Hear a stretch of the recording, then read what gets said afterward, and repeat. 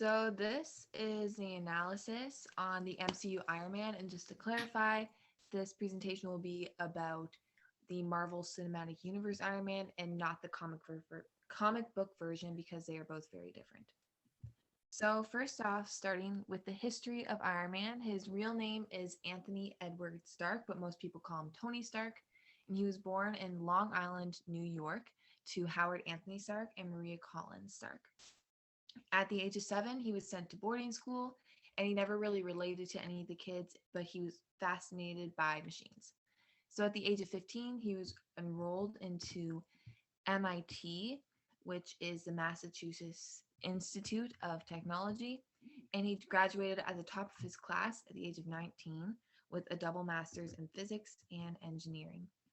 At the age of 21, his parents were killed in a car accident, and afterwards he inherited Stark Industries, which manufactured weapons for the United States military.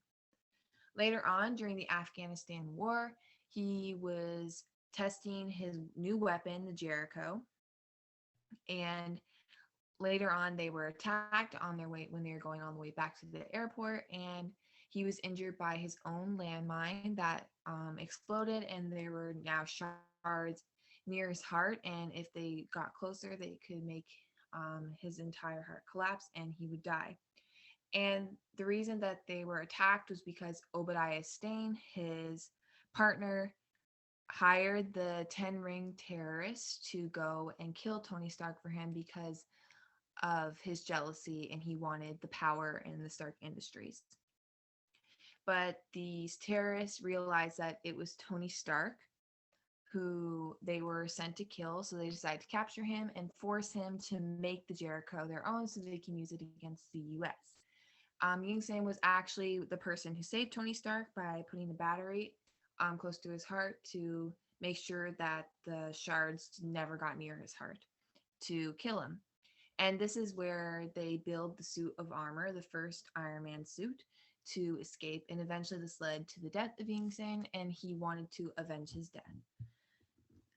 So after he got back to the US after escaping Afghanistan, he reorganized his company to not manufacture weapons any longer because he had a realization that what they were doing was wrong, and it was not aiding humanity, it was actually destroying it and hurting the people that he loved.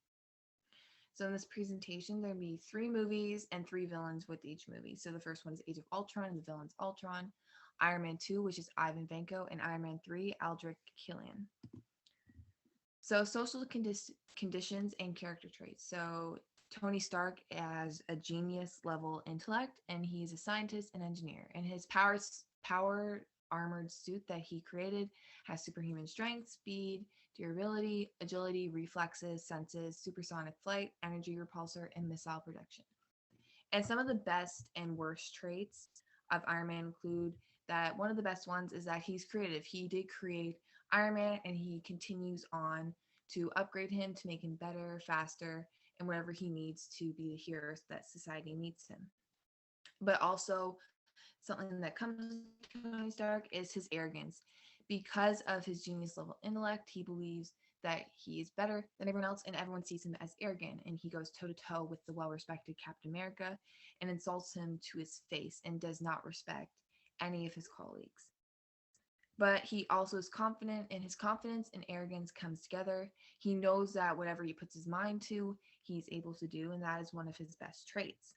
But he also uses people, which is another bad trait. In the Civil War, he told Spider-Man to come and fight Captain America, which was an irresponsible thing to do because he didn't want to do it himself. So he forced a 15-year-old kid to go and fight a super soldier, which was not okay. It was wrong. And another bad trait that he has is that he's sexist. In the comics, he is more of a womanizer than he is in the MCU. He's seen to mistreat women a lot, is in a lot of relationships, other than the MCU version where he settled down with Pepper Potts, but he's still seen to have multiple relationships with women before that. So he does not respect women, and this is a flaw that he has as a character. But he's also very committed. He may not be committed to women long term, but he is strongly commits to his ideals. When he was fighting on one side of the Civil War, he was completely committed to his plan of registering all superheroes. but he also betrays his friends. You can see he is fighting some of his best friends in Civil War because he just doesn't agree with them. And he has multiple times in the comics, he has betrayed his friends and turned on them. But the one ultimate thing that people see him as a hero is that he sacrificed himself for humanity. He This is the one big trait that is like above all others that makes him who he is and what people see him as. So the first villain is Ultron, which is the one villain that mirrors Stark the most because Stark created him. And here's a quote from the Age of Ultron movie. You just didn't think it through. You want to protect the world, but you don't want it to change. How is humanity saved if it's not allowed to evolve? And Ultron said this to the Avengers in the room.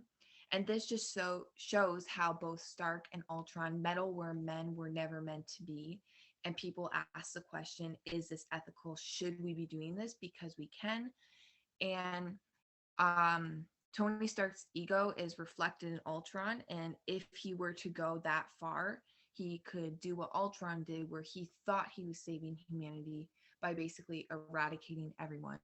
And this villain in Age of Ultron was created by Tony Stark. And the next villain is Ivan Vanko. Ivan targeted Tony for the actions of Howard Stark, his father.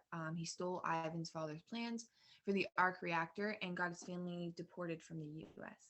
And Tony eventually knew this as a fact, as Ivan had stated it, but refused to reconcile for his father's actions and arrogantly defeated him. And eventually, later on in the movie, he comes back and still tries to kill Tony. And this wouldn't have been an issue if he had not had been arrogant and he wasn't prideful of the things that he did, and he could have um he couldn't have gotten into that trouble, and he still created that villain as well. And the last villain is Aldrich Killian. Tony stole his plans and took credit for him, so instead he created a terrorist called the Mandarin, and his ultimate goal was to kill Tony and replace the government leader with his own pawn to control the country for supply and demand for his extremist soldiers. And people did not realize this, but Tony did also create this villain by ignoring him. And because Tony had the money to do so, he took credit for what this man built and created this villain that Tony had to fight. And also, there are values that are shown through Iron Man. And one of the major ones that I think are shown through him is that the rich can do what they want with no consequences. And this is also seen through Spider Man Homecoming, where it's set after in 2012 when Loki attacked New York, and there's a whole bunch of wreckage, and there's a crew meant to clean up for that. And so they were there, and Tony Stark put his own men in and took care of it, and basically they lost all their jobs. And that also created a villain that Spider-Man had to fight, basically clean up what Tony Stark has started.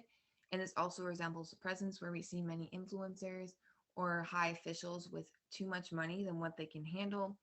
And they basically can do whatever they want without consequences or people expecting to apologize for them. But in conclusion, we have to go back to why is Tony Stark a hero? And I believe that people still see him as more of a hero than an anti-hero, is because they don't see his arrogance or his flaws, or they sort of push him away and they say he did all of these things, he did all the heroic things, he sacrificed himself, so that trumps everything that he did wrong in his life. And that's the main reason why people believe that he's a hero. Even the characters in the movies see him as this big hero. They don't see him disrespecting all of his colleagues either. They don't see his arrogance. And this is why people see him and view him as a role model, because he did all these good things and they forgive him for all the bad things that he did in his life. And here is my reference page.